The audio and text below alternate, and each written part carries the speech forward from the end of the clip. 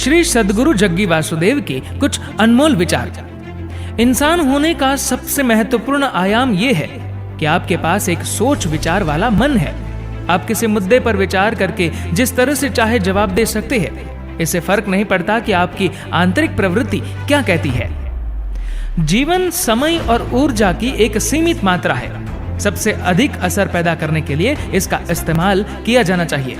इस दिन गौतम बुद्ध पूर्ण आत्मज्ञानी हो गए थे। यह दिन हमें याद दिलाता है कि अगर आप भरपूर ध्यान देते हैं तो आत्मज्ञान एक जीती जागती संभावना बन जाता है। पूर्णता में जीने का मतलब है जीवन को इसकी पूरी गहराई और आयाम में खोजना। अगर आप बाध्य होकर प्रतिक्रिया करते हैं तब बाहरी परिस्थितियां तय करती है कि आप अभी कैसे होंगे। अगर आप जागरूक होकर जवाब देते हैं तो आपकी खुशहाली पूरी तरह से आपके हाथों में होती है। प्रेम एक गुण है। प्रेम कोई ऐसी चीज नहीं है जो आप करते हैं, आप प्रेम बन जाते हैं। वो हर काम जो हम करते हैं, वो हर विचार और भावना जो हम पैदा करते हैं, उससे हम अपने आसपास एक बेहतर परिस्थिति पैदा कर सकते हैं। ये जीवन आखिर है क्या, इस बात की समझ नहीं होने के कारण ही डर, गुस्सा और घृणा पैदा होते हैं। आप चाहे जो भी कर रहे हो, वह चाहे कितना भी बड़ा या छोटा काम हो, उसे आप अपनी सर्वश्रेष्ठ क्षमता से कीजिए। जीवन में चीजों का जरूरत से ज्यादा होना अच्छा नहीं होता।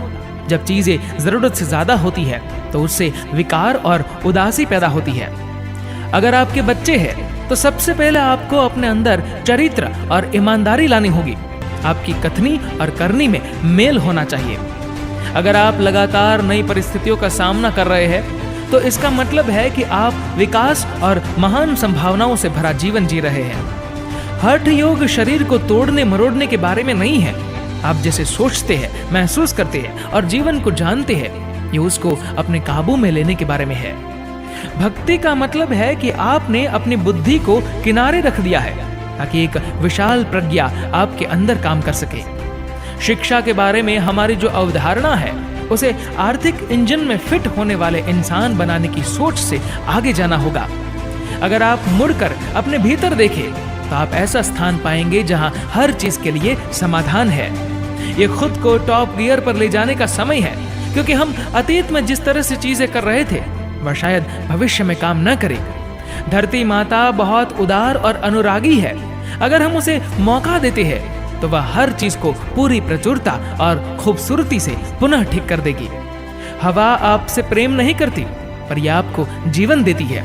आपको वैसा ही बनना चाहिए। बस यूं ही अपने आसपास की हर चीज को पोषित करना चाहिए। ये जरूरी नहीं है कि चुनौतीपूर्ण समय विपत्ति का समय हो। ये ऐसे वक्त होते हैं जब हमें अपनी सीमाओं से ऊपर उठना होता है और चुनौतियों की सवारी करके एक महान पीढ़ी के रूप में उभरना होता है। भले ही आप योग का अभ्यास गलत कारणों से करते हैं, पर अगर आप इसे सही तरीके से कर रहे हैं तब भी ये काम करता है। ये एक ऐसी संस्कृति है जहां मंदिर मानव चेतना को उठाने के लिए बनाए गए थे। ये ढांचे परम मुक्ति की प्रक्रिया को उजागर करने के लिए समर्पित है। हर किसी को ये एक वचन लेना चाहिए, हमेशा हम समाधान का हिस्सा बने, समस्या का नहीं। जिस तरह के संकट का हम अभी वायरस के रूप में सामना कर रहे हैं, किसी देश के लिए इससे लड़ने का एकमात्र तरीका है कि सभी नागरिक एक होकर आगे आए। अगर आप अपने अंतरत्म की निश्चलता को छू लेते हैं तो आप अपने अस्तित्व की मौलिक प्रकृति को छू लेंगे। इस चुनौती भरे समय में जिस चीज की जरूरत है वह है सावधानी, न कि घबराहट। घबराहट आपको पंगु बना देती है। आप अपने कार्यों के प्रति जितने ज्यादा जागरूक होते हैं, आप अपने भीतर होने वाली चीजों पर उतना ही ज्यादा नियंत्रण पा लेते हैं और काफी हद तक अपने आसपास की चीजों पर भी। दोस्तों, इस वीडियो को लेकर आपकी क्या राय है नीचे कमेंट करके जरूर बताएगा। और ऐसे ही और भी लेटेस्ट वीडियो की अपडेट के लिए चैनल को सब्सक्राइब करिए और बेल आइकन दबाइए। धन्यवाद।